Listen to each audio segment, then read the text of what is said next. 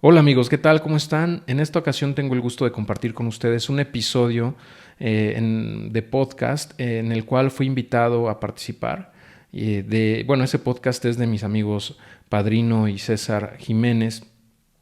Su podcast se llama Emprenden. Y bueno, en esa ocasión me invitaron también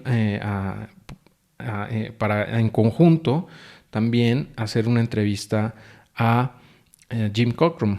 Para quienes ya tienen tiempo siguiéndome, saben quién es Jim Cockrum. Quienes no, pues les cuento brevemente nada más un pequeño background del mismo, ya que bueno, él tiene una comunidad muy grande en internet desde hace 20 años. Comenzó él a vender productos en eBay y desde entonces ha seguido explorando múltiples formas de generar ingresos a través de internet, y una de las que más éxito, o donde mayor éxito más bien ha tenido, es vendiendo en Amazon, ¿no? Casualmente yo encontré su comunidad y su curso hace más de 6 años, y pues desde entonces lo compré, entré en su comunidad, que obviamente, pues al ser de Estados Unidos, es todo está en inglés, ¿no? Prácticamente.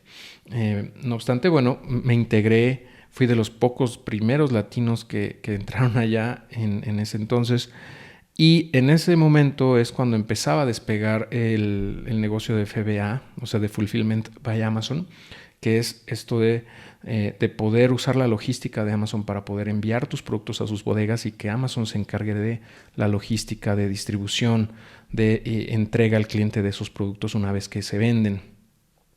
Ese esquema era relativamente reciente en ese entonces, pues afortunadamente, encontré esa comunidad y me cambió la vida en muchos sentidos, ¿no? Porque fue la primera manera de generar ingresos online que realmente comenzó a sumar y a realmente a sentirse en el bolsillo, ¿no? En mi caso, y fue lo que sustituyó mi sueldo en 6 meses prácticamente después de comenzar a vender, ¿no? Y pues fue prácticamente lo que me ayudó, o lo que me impulsó y me dio la seguridad, ¿no? El respaldo para poder renunciar, para poder dejar la vida de empleado hace más de 5 años. Entonces, pues él es Jim Cockrum, es una persona que yo admiro y respeto mucho, lo considero uno de mis mentores, y también tengo la fortuna de poderlo considerar amigo y realmente contar con su amistad, ¿no? Y bueno, este episodio del podcast en particular, pues se tuvo que hacer 100% en inglés porque Jim no habla nada, prácticamente nada de español, ¿no? Entonces lo hicimos de esa manera, y pues espero que logres comprender. Es muy fácil entenderle a Jim, tiene una pronunciación muy clara. El reto va a ser entenderme a mí, ¿no? y a Padrino y a César, ¿no? Pero no, yo creo que nos salió bastante bien. Y bueno, pues sin más, te dejo con la entrevista, no te la quiero spoilear. Me parece muy, muy productiva, no tiene ningún desperdicio. Y bueno, en los enlaces de esta publicación vas a encontrar el curso de Jim, el curso que yo hice para vender en Amazon también, y también los enlaces al grupo de Facebook de Jim, que no sé cuántos miembros tenga ahorita, pero va a tener más de 70,000. No he checado últimamente.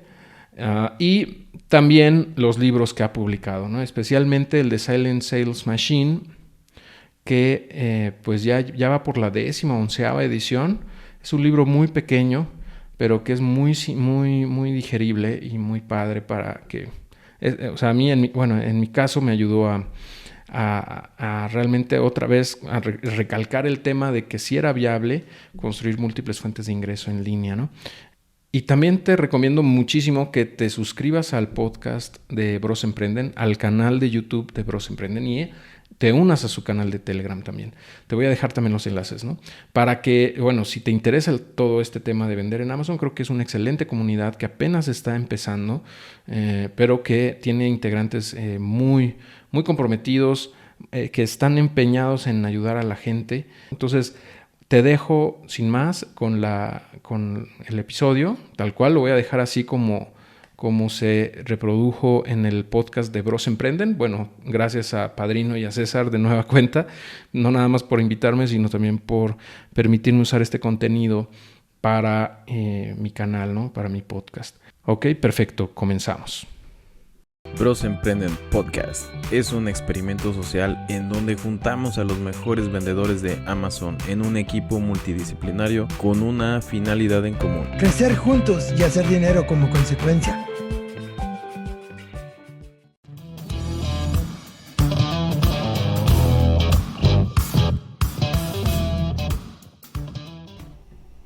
Hola y bienvenidos a un episodio más de Bros Emprenden. Ya ni les voy a decir, ya no voy a ir directo al punto, ya no voy a decir absolutamente nada. Hola César, buenas tardes, ¿cómo estás? Estamos teniendo problemas de audio. Un momento, por favor. Hola César, ¿cómo estás? Excelente, Padrino. ¿Y tú cómo estás? Muy bien. Aquí encantado.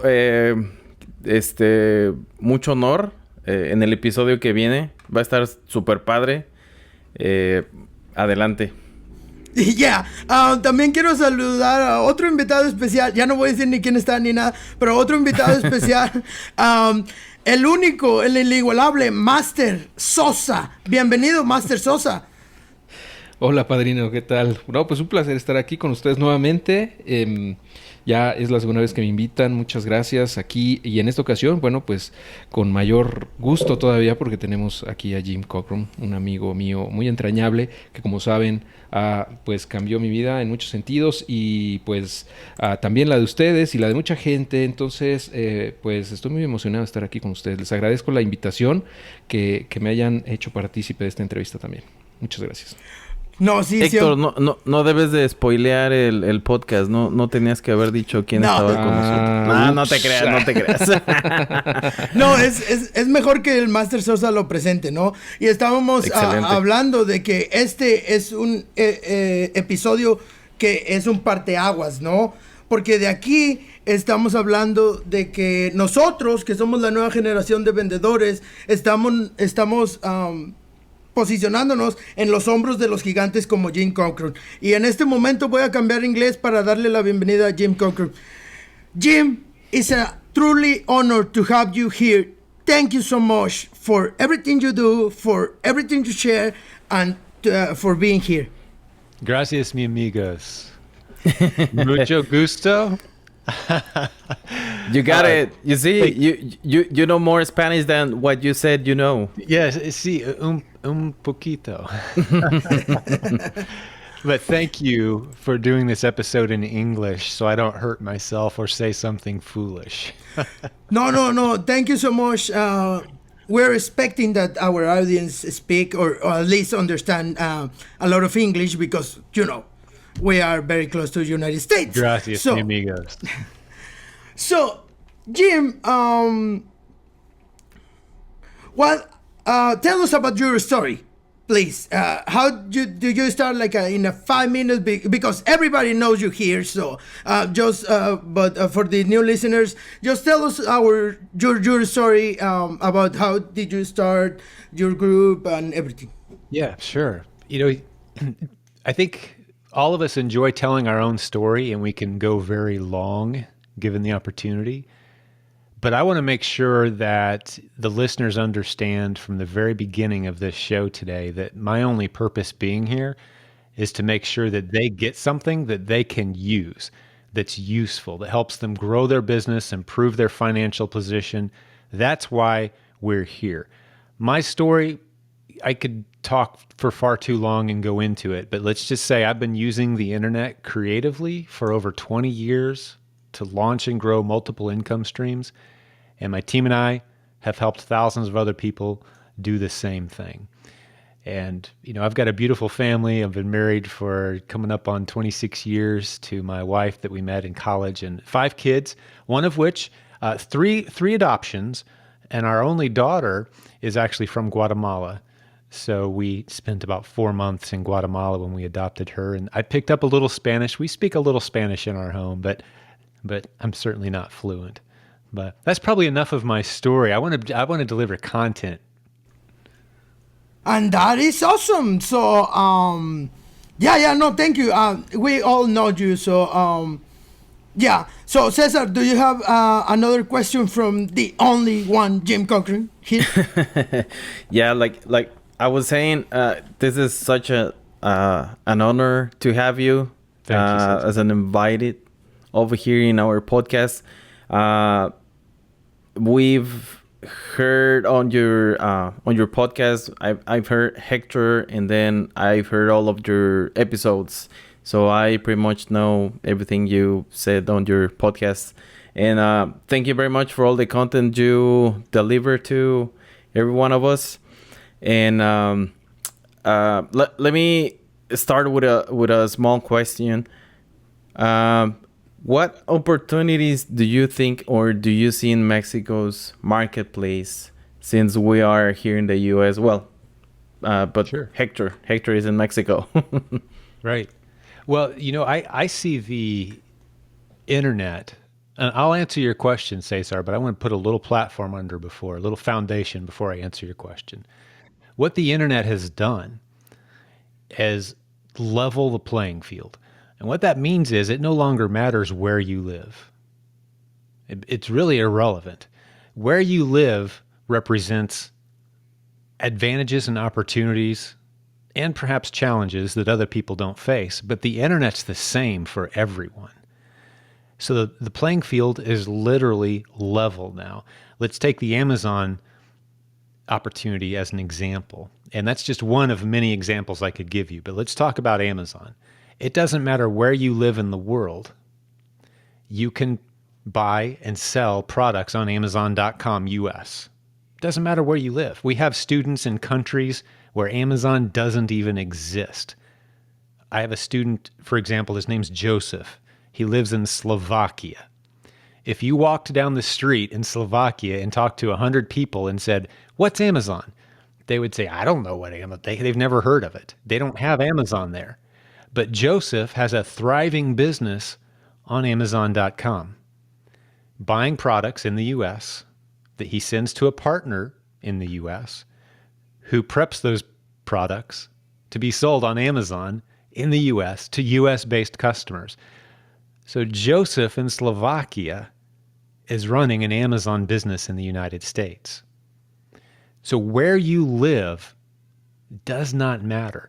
So what's unique about Mexico? There's challenges there like any other place in the world. There's opportunities there like anywhere else in the world.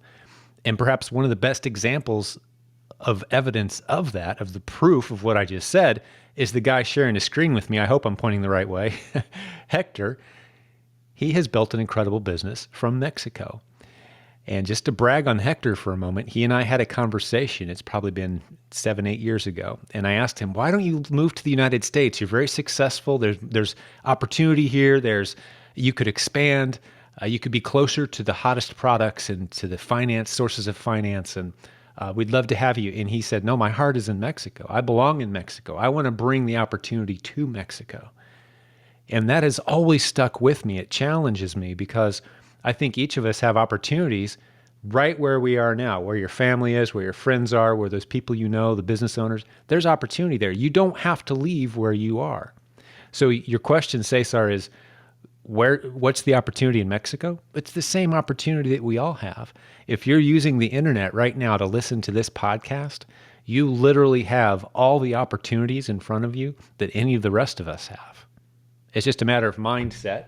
You got to have the right mindset. You got to recognize that opportunity, and you've got to go after it, pursue it. Listen to great guys like Al, my buddy Padrino here, Cesar, Hector. You guys know how this business works. So start doing it. There's nothing unique or special or especially challenging about Mexico in particular. Does that help you? I mean, that's my mindset. Yes, it does. Well, actually, the reason for that question is because our main audience is in Mexico, and sometimes they're struggling. Like you always say, they're putting something difficult to their lives or trying to make excuses not to start something. So I think, like Hector is always saying also, this is the time to start, and you should be starting like yesterday. So this is the best time to start selling online and also on Amazon, actually. Well, we live in the greatest time in all of human history, guys. All of human history, all of recorded human history. For thousands of years, starting a business meant taking tremendous risks, very expensive risks, over a long period of time. And if it didn't work, it was potentially life-crushing. Like you had one shot because of all the time and the money, and you had to invent a product or build a building and put money and time and sweat and tears into this long process that hopefully worked out.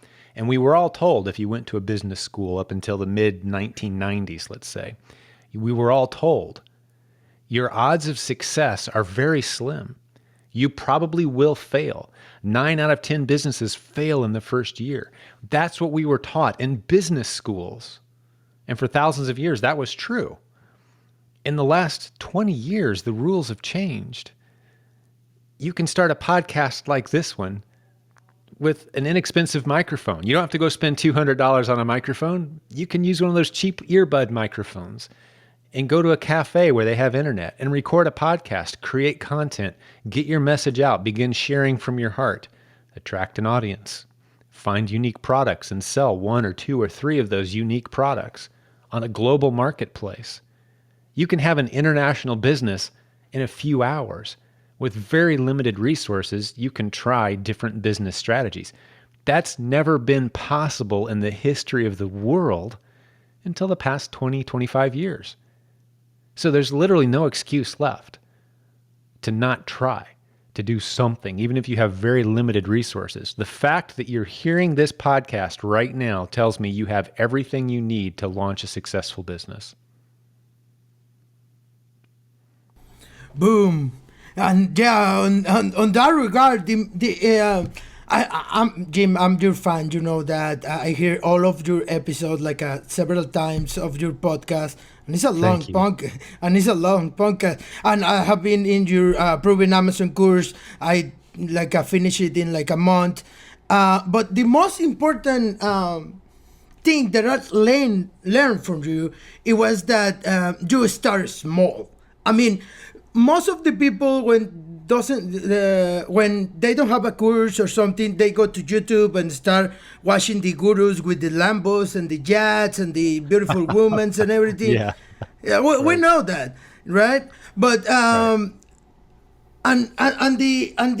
the dream to be in that level is so so far away that if you don't start with the first step, you will not reach the goal. I mean, I'm not saying that the goal will be like being in the yachts and mansion and Lamborghinis, but I mean, if you start small and test your process, your product, your plan, that I really believe that is a gold mine. The most important thing that I learned from you.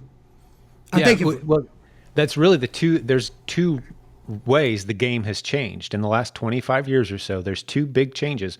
One of them is it doesn't take a lot of resources to start. And the other is you can test very small, multiple ideas. So like what you're saying right now, Al, there's no reason to go super deep into any one strategy. Or an easier way to say it is don't write a big check. Don't spend a bunch of money. Don't do it. If anyone comes to you and says, hey, I've got a business opportunity, but you're going to need a lot of money to do it. Well, okay, that's for some people, but I don't pursue those opportunities. I pursue the opportunities that you can test small and see if it works. A few dollars, a few pesos, just a little bit of money, right? And see if it works. And if it does, you go a little deeper. If it doesn't work, you change directions, you try something different. But that's the opportunity that we have at our disposal now is you can test multiple ideas, multiple products, and it doesn't cost you a lot of time or energy or money to do so. So why wouldn't you? Yeah, and as you always say, if we start changing $5 or 5 pesos bills to $20 or 20 or 45 pesos bills or 50 pesos bills, you can start small and prove your concept, and you will make mistakes, but you will not fail big. And also, that's right. The beautiful of Amazon is the democratization of the market, because it doesn't matter if you have big money or less money. The opportunity is the same for everywhere. As you say in your course or in your coaching, it doesn't matter if you come with 30K, 50K. Here, we're not doing that. It doesn't matter. It doesn't really matter if you have really big money. You need to start from the base. I mean, you need to start from the base, learn the system, and make money then. But it doesn't matter. You can start with a lot of money or with a little money, because the democratization of the market. Yeah. It doesn't matter how much money you have. Mm-hmm. We want you to start small and test small, which means you're losing small and you're finding those winning opportunities, and you can slowly and gradually build on those opportunities. It's even biblical. There's a scripture, I don't remember off the top of my head where it is. It's in Proverbs, though, that says wealth hastily gained, which means, making money quickly, you're going to lose it quickly. And as we're recording this podcast, I think a great example is Bitcoin. How many people went from a few thousand to tens of thousands, and then as we're recording this today, they lost those tens of thousands in one day, as Bitcoin just spiked up and then dropped down. That's the nature of money. If you accumulate it slowly, you'll have it a long time. If you accumulate it quickly, you're going to lose it just as fast. So we've adapted that strategy into everything we teach. Slow and steady wins the race. It's the children's book, right? The tortoise and the hare. How do you say tortoise and hare in Espanol? La tortuga y la liebre. La tortuga y la liebre. What's rabbit? Liebre. Liebre? It's not a rabbit, but because rabbit is conejo, but liebre is like a type of Mexican conejo, Gotcha. Well, that children's book, though, that's a great lesson. The tortoise and the hare. That's a great business lesson. And I think it's one of the most important business lessons that you can adapt into your life is you've got to take a slow and steady approach to business. Don't try to ramp up fast. You can't. You're going to fail. Something will break. It's not going to go well for you. You want a slow and steady path.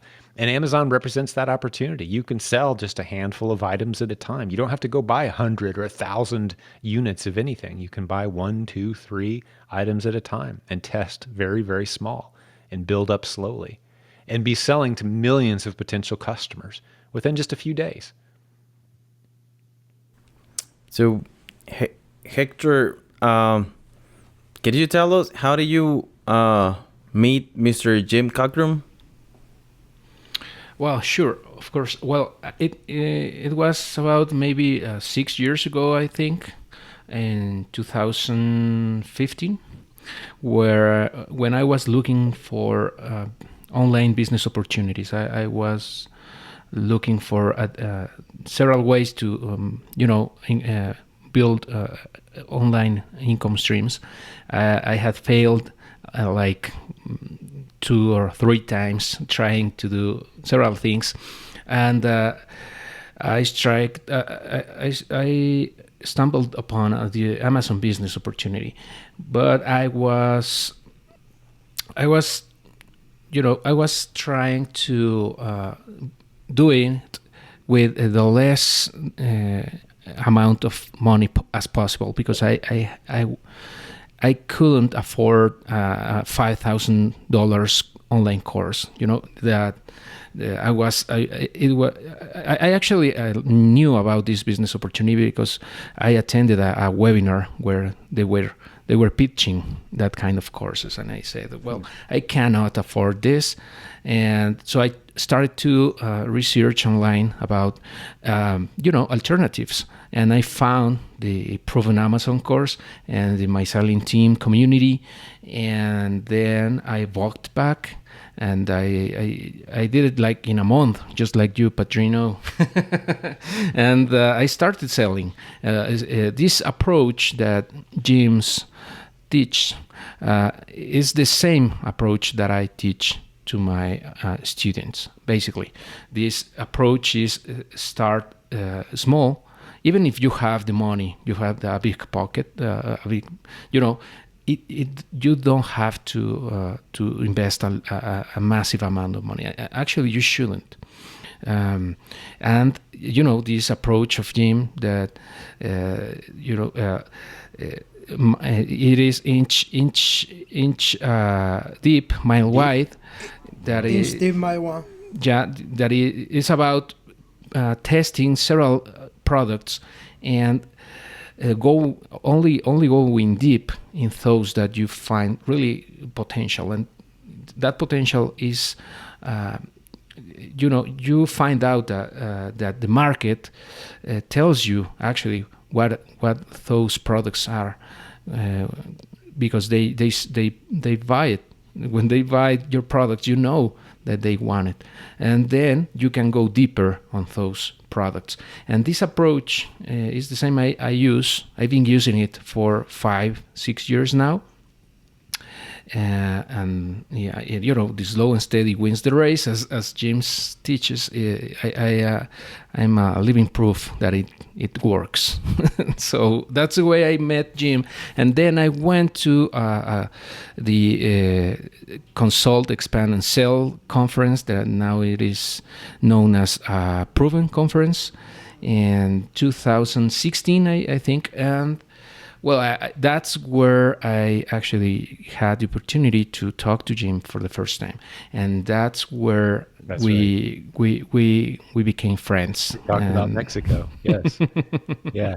You nearly brought me to tears, man. Yeah, because I wanted you to move to the United States, and you said you were almost hurt. I remember it very clearly. The expression your face was pained. And you were searching for the right words. You didn't want to insult me. You didn't want to but you wanted to say what was in your heart.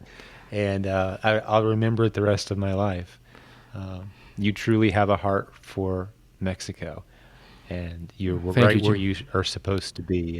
And that may change in the future. Who knows? But I know that you'll always have a heart for Mexico. Mm-hmm. I don't know where you might live 10 years from now, but I know what's in your heart. And you are an incredible leader. And you care for the people who are following you. And everyone listening to this would be wise. If they speak Spanish and want to learn internet marketing, they'd be wise to follow you and to pay attention to your message. Thank you very much, Jim. I'm only trying to teach most of the principles you teach to me. You teach me a lot of mindset concepts, and this thing about money, the way I see money now is really very, very similar to your view about money. The Rabin, Daniel Lapin's vision, that changed everything to me. That vision changed everything because, we talked about this, that in Latin America, especially, the poor countries in general tend to see business as something evil and something that you shouldn't be doing. And if you earn a lot of money, it's because you are doing something wrong. And that vision alone is misleading and is destroying a lot of lives here, because this conception or this misconception about money prevents them to build wealth and to serve others, and that changes everything. That mindset actually is the most important thing I believe I can teach, and I've been teaching it and sharing it to as most people, the most people I can. And thank you very much for that. I don't know a lot of Spanish, but I do know a fair amount about the word ganar. Am I saying right? Ganar dinero, right? Ganar. Mm-hmm. Ganar, right? And that word can imply Like if I find some money on the street and I pick it up, ganar dinero. Or if I work hard all day and I get paid at the end of the day, ganar dinero. Or if I win some money, ganar dinero. It applies to anything I do to receive. Whereas in the Hebrew language, there's very strong distinctions made. Finding money is very different than earning money and having it given to you through a transaction where you served another person. It's a very different, completely distinct concept in Hebrew, and somewhat same in English. So almost built into the Spanish language at times is this concept that finding money is the same as earning money. It's the same thing. It's not strongly distinguished in the Spanish language. There's almost a disadvantage there in the mindset that you have to be intentional. So I very much value the message that you're carrying, Hector, and helping people understand the value of a transaction. And I love sharing this every opportunity I get. The value of a transaction. In the Hebrew tradition, the biblical Hebrew tradition, a transaction is the beginning of a mutually beneficial, lifelong relationship. That's what a transaction is. Both parties win, and they continue to win together through life as a result of a transaction. And that's why business is beautiful. It establishes the best relationships you'll ever have in your whole life if it's done properly. I'm not talking about stealing money. That's very different. I'm talking about selling you a product that you want and you would have been willing to pay far more money for. And I'm happy to sell it to you at that price. I'm making a profit and you're getting a product that you would have paid more money for. That's a beautiful thing. That's a mutually beneficial transaction, which leads to a good relationship. And that's not just ganar dinero. That's the beginning of a lifelong mutually beneficial relationship. There's a lot more going on there than ganar, right? There's a spiritual side to that whole thing. So I appreciate the message that you're carrying, Hector, and on this podcast as well for Al and Cesar. Great job, guys. The Spanish culture needs this, and I love your mission of helping the people of Mexico understand how important this distinction is. Thank you very much. Yep. We're also always trying to let people know how difficult it is to change your mindset and trying to understand why you need to change your mindset. Because like Hector is saying, it is difficult coming from a culture like from Mexico or Latin America where people think that having money is something that you shouldn't do, or it's something bad, or like Hector was saying, it's evil or something like that. But yeah, like you always say, Go ahead. Like you always say that, and actually there's no translation or there's no word for earning money in Spanish. Right. It's ganar. Yep. But it should be earn. There needs to be a word. I love that. Yeah, that's exactly what I was trying to say. There's no word for earn. Mm-hmm. But in serving, you've earned. We call it a certificate of appreciation. That's what a peso is. That's what $1 is. Matter of fact, when I'm speaking in front of audiences sometimes, you referenced Pedrino, you referenced my good friend Daniel Lappin, and I learned this from him. He'll say, I need a volunteer. I need someone to hold up a $20 bill, and I'm going to do a trick. And he'll have someone in the audience hold up a $20 bill, and he'll say, would you be impressed if I told you exactly how you got that $20 bill? I know exactly how you came across that money. And he'll say, first, I have a question for you. Before I do my trick, I have a question. On your way into the meeting today, did you steal that $20 bill from an old lady whose purse was open in the lobby? You know, did you take it from someone illegally in some fashion? And they'll say, well, no, I didn't steal the money. Okay. And he'll say, okay, now that we've established you didn't steal the money, I know exactly how you got that $20 bill. You got it by serving one of God's other children.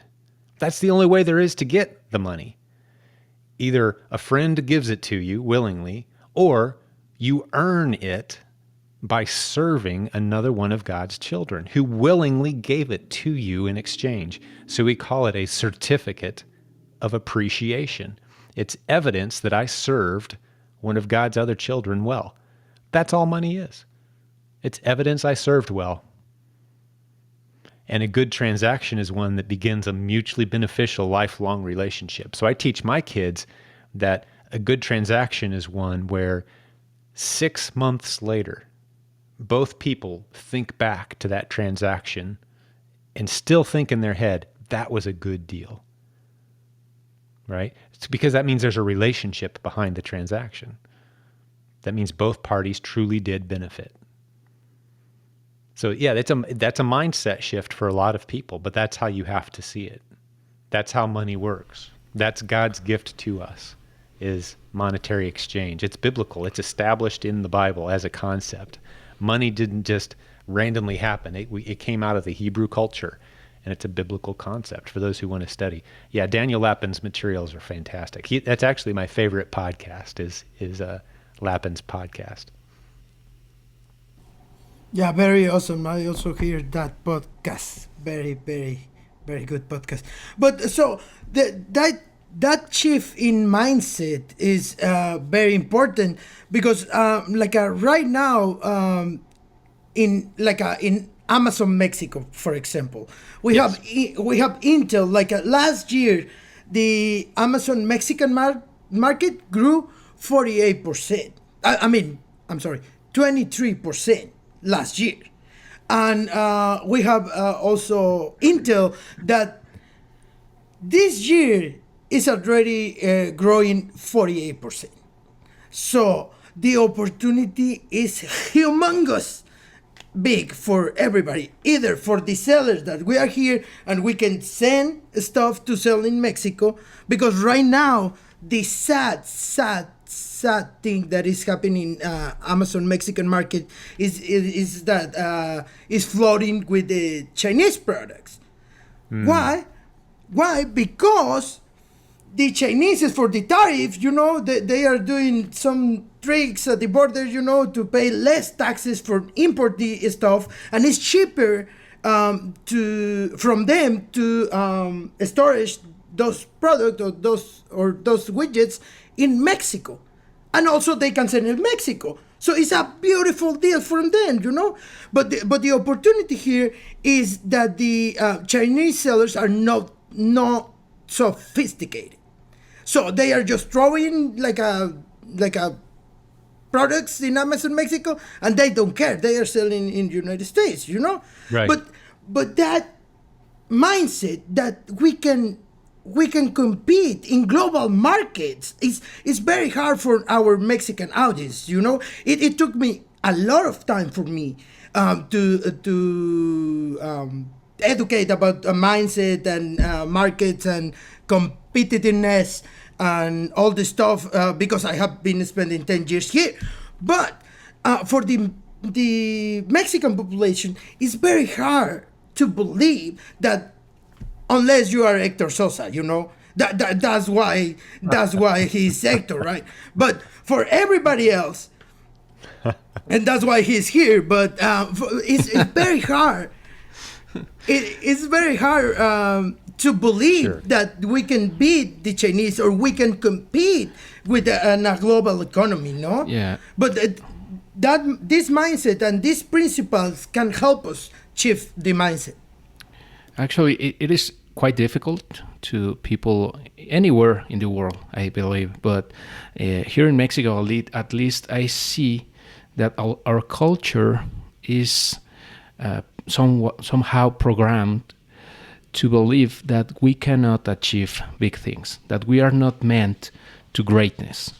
And we have it in the movies, we have it in the TV, in the stories we tell. Our own history tell us that we are a conquered civilization. Even before the Spanish came, we were somehow enslaved and poor, and we were suffering already.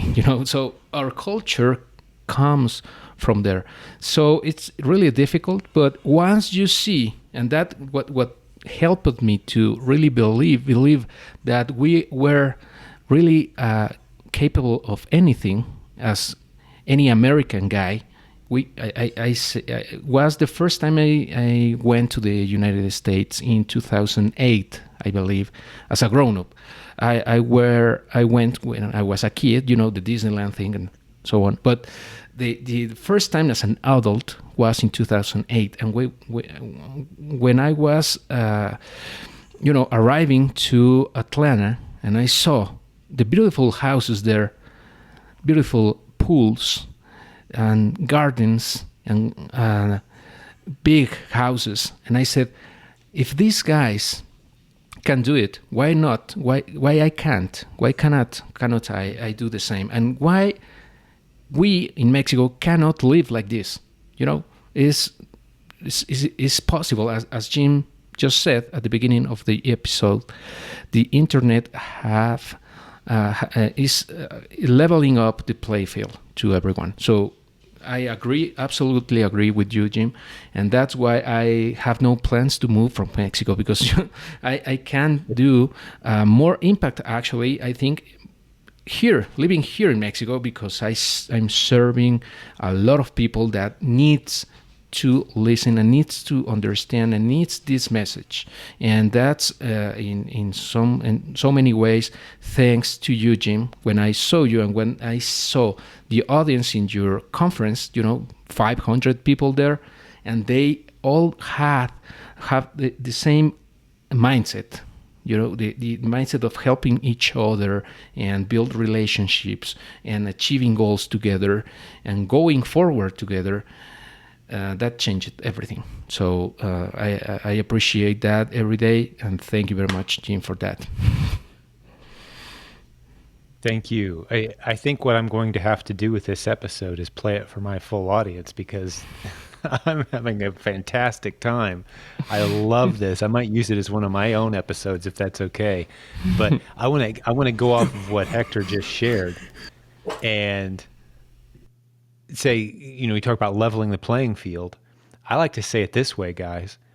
I don't care what challenges you have, what handicaps you have. You could say, well, I don't have an education, or I came from a poor family background, or I live in a difficult part of the world, or I'm sick, or, I don't understand the internet, or whatever your excuses are. You can make those excuses out on a piece of paper, okay? Just imagine you've made your list. I will find somebody who has a list that is 5 times bigger than yours. It contains all of your excuses plus 5 times more excuses that you didn't think of or that you've never had to face, the challenges. You think you're too old, or you think you're too young, whatever. Let's fill up that list. But what those people have that you don't is a thriving, successful business online. They're making a lot of money using the internet creatively. I'm one of those guys. I have a great excuse list. I barely got out of college with passing grades. I have trouble focusing for long periods of time on anything. I'm very scatterbrained at times. I get bored easily. I don't like reading books. I've made myself become a reader. That's a choice I made, but I don't like to read books. I'd much rather be fishing and play basketball all day. Those are my hobbies of choice. But I've disciplined myself and I've trained myself to pursue those things that I want. But I have a long list of excuses. I didn't come from money. I was raised on a farm with very little income. We had chickens and cows, and I did chores. I could very easily say, I don't understand the internet. I'm too old. There's plenty of people my age that just don't use the internet. They don't want to use email. I'm right on that edge of people who are of that age where you could say, I don't need that stuff. Right? I have all those excuses. I could build a big excuse list.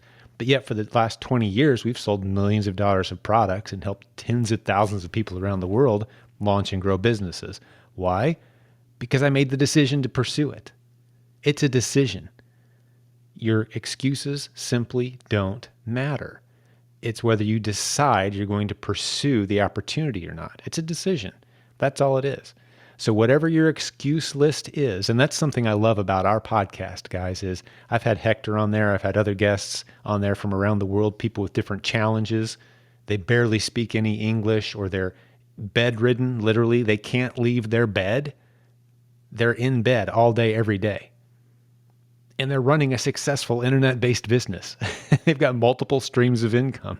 It's incredible. So whatever your excuse list is, there's people who are worse off than you who are doing exactly, not just Amazon, but there's all kinds of other opportunities. So let's talk about China, for example, because when I heard you talking about China, Al, I heard the same thing that Hector did. And rather than talk about how to defeat Chinese competitors, I say you take your eye off the competition and you look at the blue ocean of opportunity where the competition isn't even touching it yet. There's so much opportunity out there that you don't want to get stuck looking at your competitors and trying to beat them. You want to be playing in a blue ocean of opportunity where there isn't any competition. Right now on Amazon around the world today, tens of thousands of new products were added to the marketplace. Hundreds or thousands of those products will go on to be successful. It doesn't matter what happens in China. It doesn't matter what happens anywhere else. There's opportunity constantly being presented. And there's plenty of products right in Mexico, and Hector's proof of this. Right in Mexico, Chinese can't get their hands on those products, but you can sure package them up and send them to the United States and sell them, form creative partnerships with other sellers who are already in the United States and test a few small ideas. I'd love for you guys to send me a few ideas and say, hey, Jim, here's 2 or 3 of this item, 2 or 3 of that item. Let's test it on the Amazon marketplace. Let's see how it does. I'd love to work in those kind of arrangements. And I'm in a community with thousands of people who think that way. Yeah, let's partner up. Let's test ideas. Let's try some new strategies, right? So what China's doing is irrelevant to me. I spend no time worrying about what China is doing on Amazon, ever. It has no impact whatsoever on what we do. Yes, and of course. But my point was that we have a geographical advantage with them, and we can beat them in the freight, because and it's easy for us. We are closer. We have trade agreements. We have everything. Why we are not doing it is my point. And every episode, it's a mindset. Yeah, and that's why I'm yelling every time in every episode of this podcast. Why are not doing it? And when I ask that question, is like, oh no, the Mexican government put new taxes in e-commerce. It's so complicated. Or if I send some products over there, the drug dealers will kidnap my truckload or whatever, my packages and everything. No, I mean, yeah, sometimes I just feel hopeless. Because I'm yelling every episode about this, and apparently everybody is listening to us now, but we're trying very hard, Yeah. Well, I think the mindset message is very powerful and something you should continue to focus on, because every business has risk. Every business involves risk. I don't care if it's drug dealers stealing your products as they cross the border. If you owned a traditional store with brick and mortar, you've got shoplifters, you've got the risk of fire, you've got lost inventory that never arrives, dishonest suppliers that try to overbill you for products they never ship to you. Every business involves risk. That's why I call people who build businesses, I call them warriors. You've heard me on my podcast. I refer to everyone who's trying to build a business as a business building warrior. It's war. Serving your customers well involves risk. It's a battle. It's hard. You'll fail frequently. Everyone in business does that. You've got to become friends with failure. And each time you fail, you have a choice to make. Each time something goes wrong, you have a choice to make. You can focus on what you just lost, and you can feel sorry for yourself and focus on the loss, or you can shift and focus on the lesson. What did I just learn? How can I prevent that mistake from happening again? What do I need to do differently next time? And if you consistently focus on the lesson, you'll find yourself making fewer and fewer mistakes. The losses will come with less frequency. It's called wisdom. You operate in wisdom. You'll have good relationships and people that you can go to and turn to. The solution to every challenge that you're going to face ever in business. The solution, every single time, it's the same thing. It's a person. It's a person. Hector knows he can call me. I may only talk to him once a year, but if he ran into a challenge and he needed someone in the U.S. that understands Amazon to help him solve a problem, he knows how to get a hold of me. And of course, I'd do everything I could to help him. The solution would be a person. So every time, that's why I focus so much on relationships, because the solution to every challenge you're going to face is a person. Maybe you haven't met them yet. But if you keep trying and you keep focusing on the lesson and you keep reaching out and building relationships, you're going to have a network of people that can assist you through any problem. Do you guys know the story of Jack Welch? Do you happen to know who he is? Jack Welch. Does that name mean anything? He was the CEO of GE, General Electric, one of the biggest companies in the United States. Now, this is several years ago, but I love this story. It illustrates what we're talking about right now, Al. I think you guys will like this. So GE was struggling. They were going under. Their stock price was dropping. Their products weren't selling. Their company was struggling. This is a company that employs tens of thousands of people with, millions of stockholders around the world. They needed to save their company. Who did they call? They called Jack Welch to come in and save their company. Now, what is it about this old guy that made him so valuable to GE? It was the connections he had, the people he knew, the problems he could solve by picking up the phone and getting the right person involved with the challenge. And he turned that company around in a very short time. He turned that company around, and you can read about it. Jack Welch turned GE around. Their stock price shot up. Their products started selling again. The company was saved. All those jobs were saved because of one guy and the connections that he had, the relationships that he had. It wasn't the knowledge in his head. All he did was go to work and sit behind his desk with his telephone, right? And he didn't even have a computer at this time. He had a secretary with a typewriter. But he turned that company around because every challenge that was presented on his desk, he knew someone he could call in that could help smooth out the situation, get them past that challenge. He put the right people in place. That's why a CEO gets paid millions of dollars. It's not because they have some special superpowers and they're so much smarter than the rest of us. It's because they have connections. Another example of that is George Bush, Jr. George Bush. It was the second Bush presidency in the United States. He was once asked what one of his secrets were to his success in life. I mean, because becoming president of the United States is obviously a big challenge. And he was asking, give us some strategies, tips for success. He wrote a thank you letter. I think it was every day. He would handwrite a thank you letter to somebody who had helped him in some way, someone who had helped him in life or in business, or an old college professor, someone. He would just handwrite. So he built this incredible network of people that he had relationships with that he could call on when he needed them. And he took advantage of it when he needed it, right?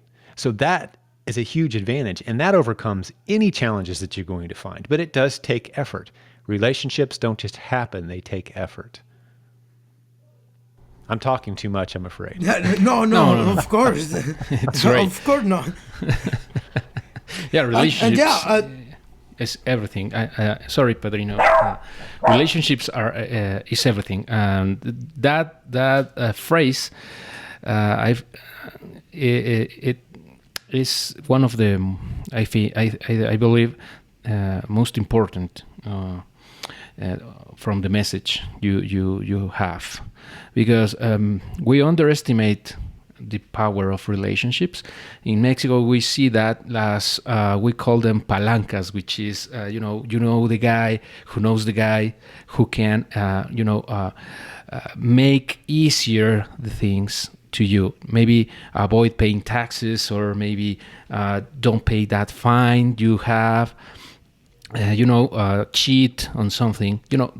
It has a negative connotation. That sounds like a negative term. Yeah, that's what it is. Palancas is that. It's a negative It's a relationship. leverage, but it's a negative one. Yeah, negative leverage. It's You know, like- exactly. That's what it Interesting. is. I'll have to add that to next time I talk about Ganar.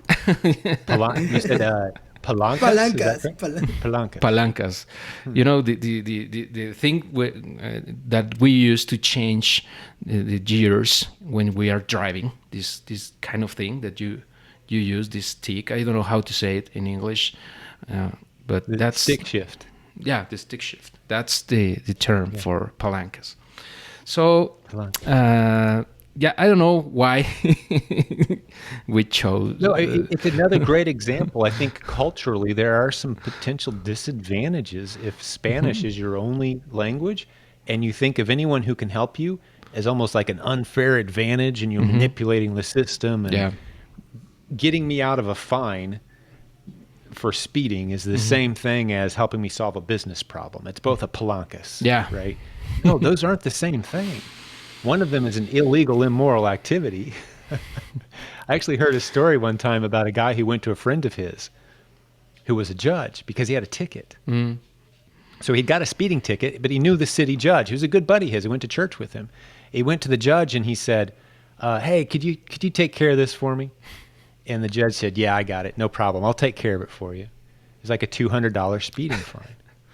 Well, he got back to the judge later and said, hey, thanks for taking care of that for me. How'd it turn out? And he said, well, I paid the $200. He said, that's not what I meant. I didn't want you to pay the bill. I just wanted you to take care of it. He said, that's what I did. I took care of it, right? So I'm talking about taking care of challenges with integrity, not with a dishonest, immoral approach. There's a very big difference. So palancas is a different thing than let's think through this and solve this without sacrificing our character. There's always a solution that involves keeping your character. You know, that audience of one is how I put it. It's one thing to impress you guys and to make you guys think I'm great and all impressive and that's great and have the applause of a crowd. They're clapping for you at the end of the presentation. That's great. But none of that matters. One day we all stand before the one who created us and he knows our hearts. So I don't need palancas. I need integrity. I need solutions, creative solutions that I can be proud of, that I can tell my grandchildren about someday, every detail, and tell them how we navigated challenges with my friends. That's a very different thing, right? Being proud of what you're building and doing it with integrity. So yeah, don't fall into that trap of thinking that a palancas is the same as a creative business partner who's helping you solve a challenge.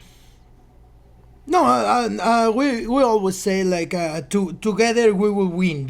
Together. I'm trying to preach that phrase like together. You will not be successful alone. Like in my computer, in my room, nobody. I'm doing very important stuff. Don't call me, don't bother me. Together we will win because if somebody has a problem, we can call each other or just listen to. That's right. That's why we create masterminds and all the good stuff, Yes. But we are in that regard of the mindset and everything, and the warrior, the building, the warrior topic.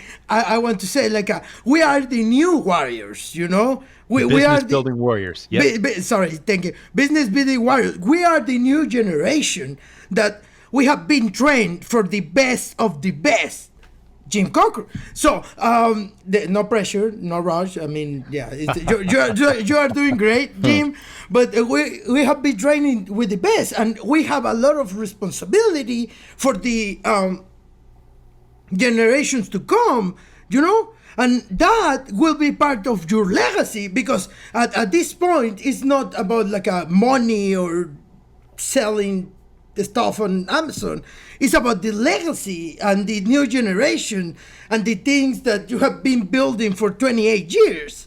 That you are giving us the opportunity to spread your message and be kind of your legacy from the proven Amazon course, the pack. Yeah. Sure. Well, Go ahead. Here's my response to what I hear you saying right now. And I appreciate your enthusiasm, Pedrino. I truly do, but I've got to deflect it on back further than me to the people I learned from, to my mentors who got me to where I am today, to the great authors that I've read, the teachers I had that cared for me, my wife, who, while she doesn't necessarily enjoy business, she's brilliant and she understands relationships and she's a great advisor to me. She can read people really, really well. You should be nervous if you meet my wife because she's going to know a lot more about you than you realize very quickly.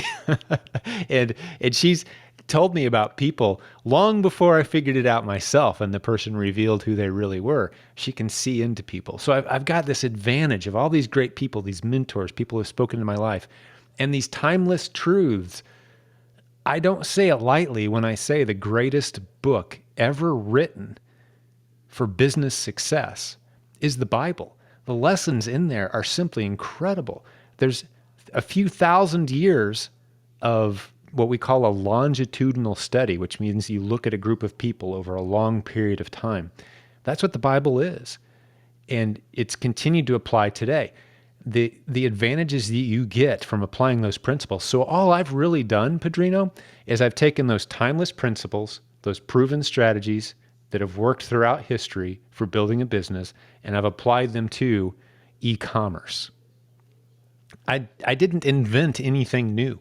There's nothing original in my message. It's timeless truths mixed with a new tool that happens to be available to us now through technology, this new communication tool. That's all I've done. So I can't really take credit for a whole lot, except I didn't allow a lot of junk to get mixed into the message. I'll take credit for that. A lot of garbage to mix into the message. You're not going to find any stacks of cash or Lambos on my sales page. It's going to be slow and steady progress in the right direction. And eventually you will have the resources to buy those kinds of things if that's meaningful to you. But it's not an emotional decision that I want people to make. It's a warrior's journey.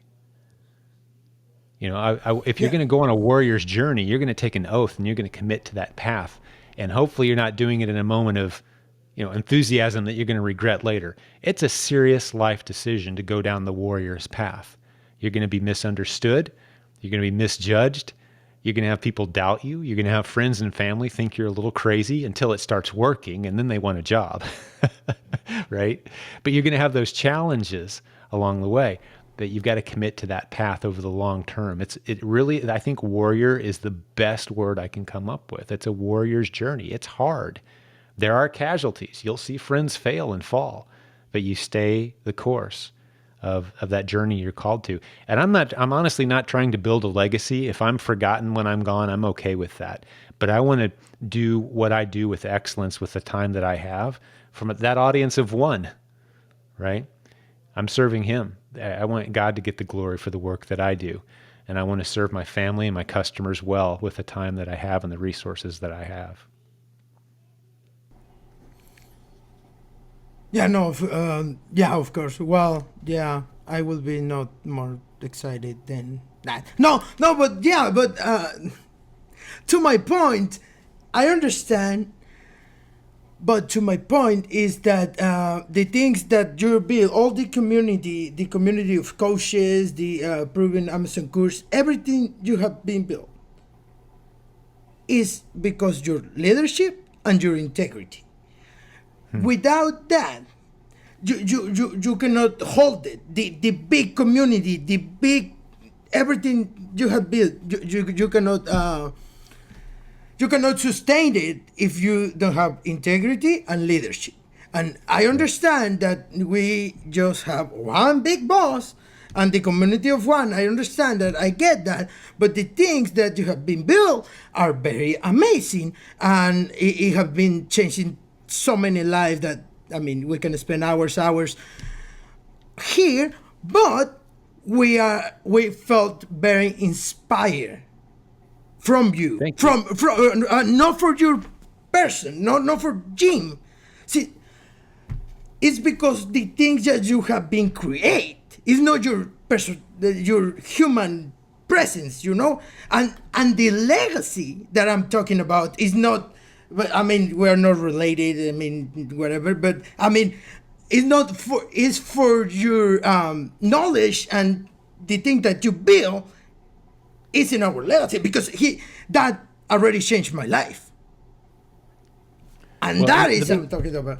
The only difference between where I'm at now, Padrino, and don't take it lightly when I say this, the only difference between where I am now and where you are is time. My definition of trust that I love the most, and you talk about integrity, my definition of trust is consistency over time. That's how you get trust. So be consistent in your message, truly believe it, internalize it, live at that standard, regardless of what others around you do. Hold that standard. It doesn't guarantee you're going to succeed, because as one of my favorite mentors says, John Wooden, he said, your reputation is what others think of you. Your character is who you really are. So protect your character. Your reputation isn't necessarily up to you. I've been blessed because I've been given a great reputation in front of the vast majority of people who have come through our organization. But the truth is, there's plenty of people out there that they had a negative experience of some kind with us, and they moved on. They weren't happy with a product or a course. They're perhaps very unhappy that I say very controversial things sometimes, like things like, I personally believe that a marriage is one man and one woman for life. That's my definition of a marriage. Well, I've just offended a large number of people by saying that, right? So they're no longer excited to hear what I have to say. I'm fine with that. I'm fine, but I'm going to be consistent over a long period of time with my message. And that's going to attract in the right people. And that's all I've done. So the only difference between where I am and where you guys might be, Hector's a little further down this road than you are, Padrino and Cesar, but you're on the right road. Stay consistent in your message, internalize it, truly live by and believe what it is you're sharing. Share with an open hand what you know. As you learn new things, share it.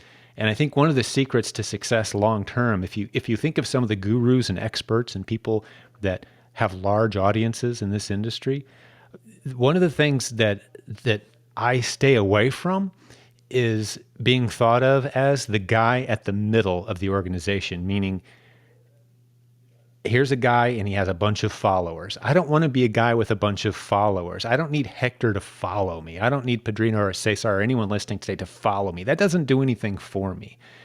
I think it's a much preferred position to be one of many leaders who gather.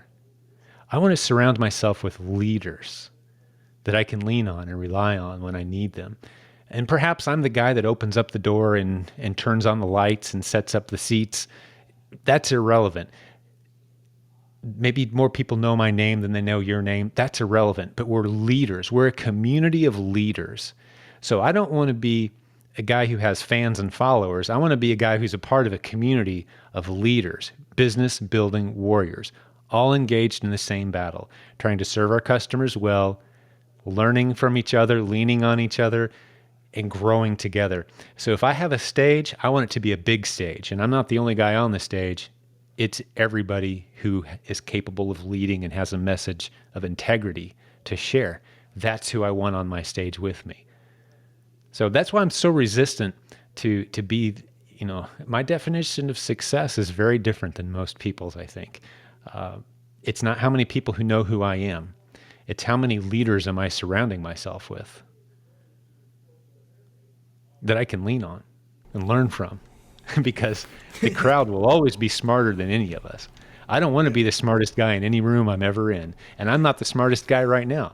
I mean, I'm surrounded by guys that speak Spanish and have a message for the Mexican people that I can never come up with on my own.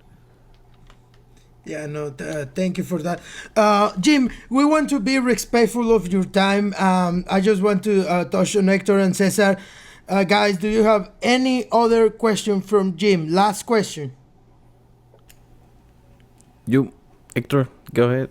And I'll have a last question at the end. Okay. Well, I want to...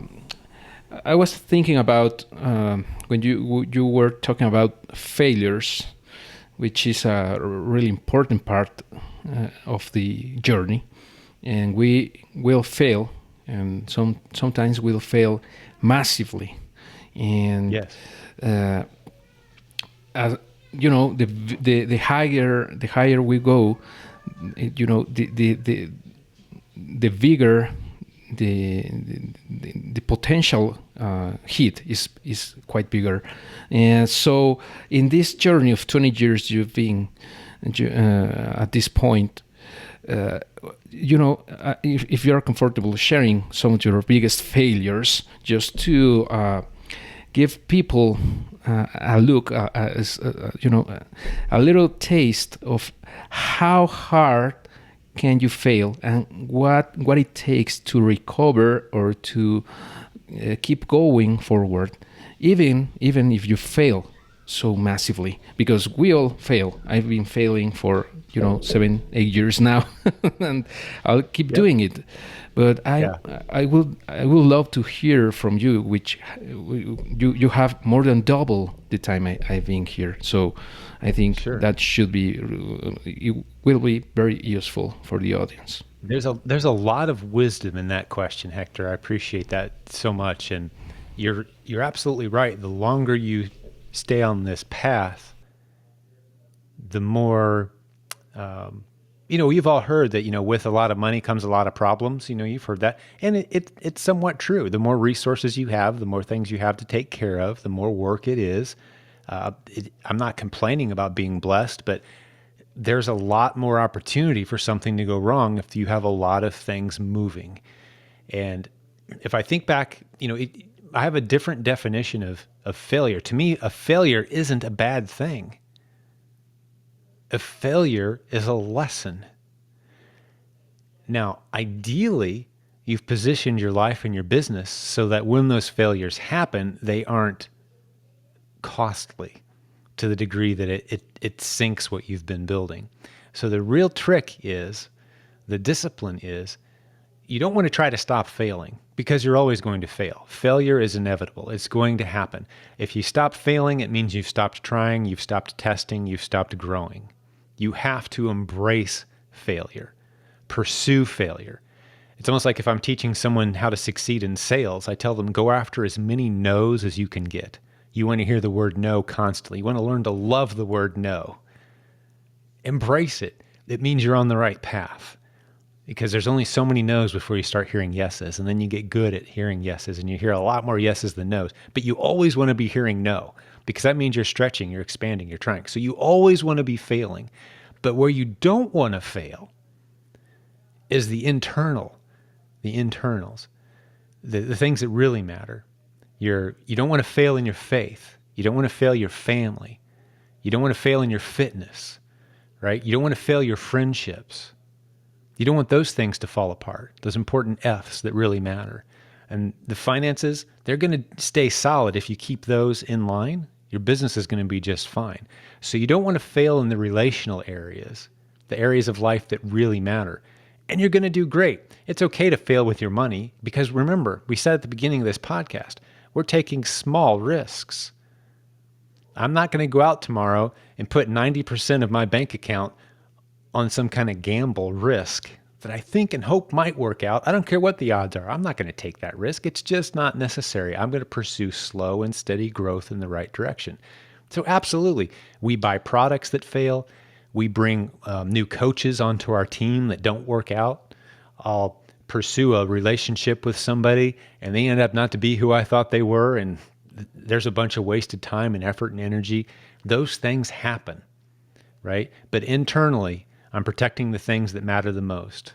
My relationship with my walk with God, my relationship with my wife, my kids, how I treat the people that come across my life, the respect that I show to my team, our coaches, the people who work most closely with me. I can control those things. And as long as those are under control, there's no big failure that can come along and stop the whole process. Until God takes me home, if I'm remaining faithful, there's no failure that can take me out. That's my perspective on failure. And I've never really put all those thoughts together. Hopefully that came across clearly. Yeah. I feel sorry for whoever might have to interpret all that into Spanish. I don't know how I did there. Oh, No, I think it was really clearly explained. Thank you very much, Jim. Thank you, Hector. Great question, buddy. One of my favorite questions I've been asked in a long time, actually. Cool. And Jim, also, I would like to get an advice from you. Like, yeah. I know you've been in this business for a long time, longer than us, and let's say, like, you're starting from zero. You're you don't have your silent sell machine. Your book, you haven't written it. You don't have your previous book, which is the Marketing 101. Wow, good memory. If I can recall. Let's say you don't have those, right? And you're just building your community. What will be your advice? Like, how would you start over if you wouldn't have any of that? I would start by doing something that I do most days. 3 or 4 days a week, I'm out sourcing new products for my own Amazon account. Because if I'm going to teach this to people, I want to know how to do it. Yeah, I've seen those posts. Yeah, I mean, I'm out learning every day. I'm out learning every day. And if I had to just turn off my whole community, every book I've written, delete every podcast, shut down the Facebook group, and just go find products to sell online, I'm good at it. And sure, I've got a bit of a head start on a lot of other people, but the basic concepts that I'm using, I've taught people how to become sourcers on our team. I'll give you a specific story. This is how simple this can be. I've walked into stores that are owned by, the small shops. What do you call them? When I was in Guatemala, what we call them? Bodega? Bodega? Is that right? Yep. So a small store where the owner's there every day and they've got the products on the shelves. And I'll walk in and I'll say, hey, I want to buy products from you. Here's Amazon.com. Have you heard of it? Like, yeah, oh, sure, I've heard of Amazon. And I'll say, when you're sitting in here, maybe you don't have much business at any given time, you got some downtime. Could you go through your store shelves and just look at products and see what they're selling for on Amazon? And if you have a product on your shelf that's selling for, say, $5 or $6, and on Amazon it's selling for, say, $20 or $25, 3 or 4 times more money, would you send me a text message and tell me about that product? Because I might buy a bunch of that from you. How long did it take to train them how to source products for me? I just did it in 45 seconds. These are not complicated concepts. I could go back and do that. And that's where we start our students out. But what you will do is you'll be in learning mode. You've always got to be learning. You'll be using your mouth to build relationships, to talk, to meet new people, to have conversations. Those are things no one can take away from me. I believe you could drop me into any city with no money, and within a few months, I'd be back in a stable financial position, not needing to rely on growing a community or having a course or a book or coaches, because the basic stuff we teach works. The world has changed to the point where any of us can have a business online if we're willing to put in a little bit of work and learn a few new skills. It's so much easier now.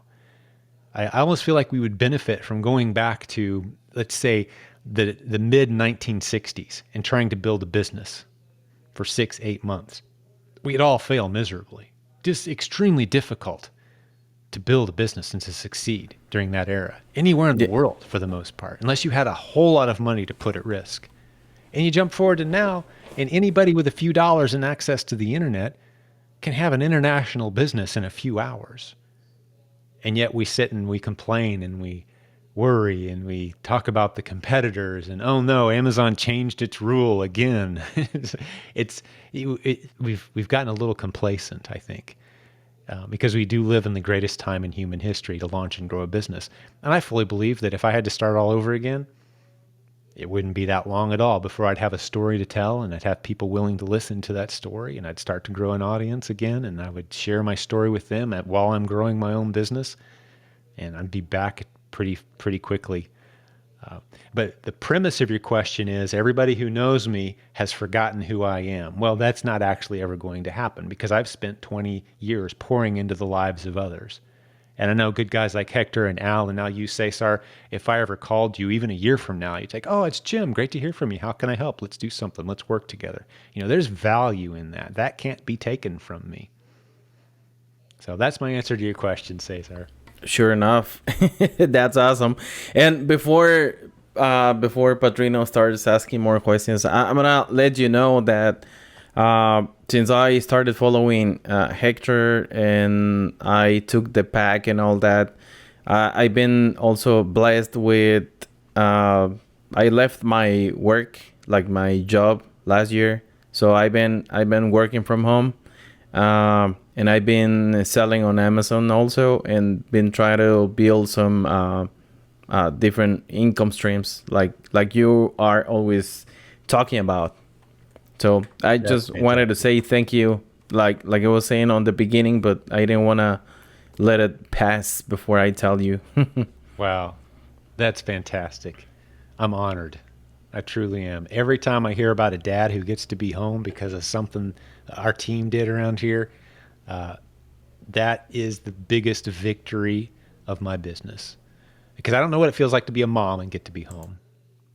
But I know what it feels like to be a dad who gets to be home.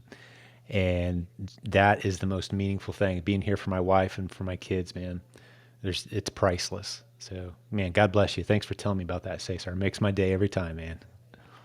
And also, like you were saying, it's kind of difficult to live with your family, like try to get along with them since you're gone the whole day.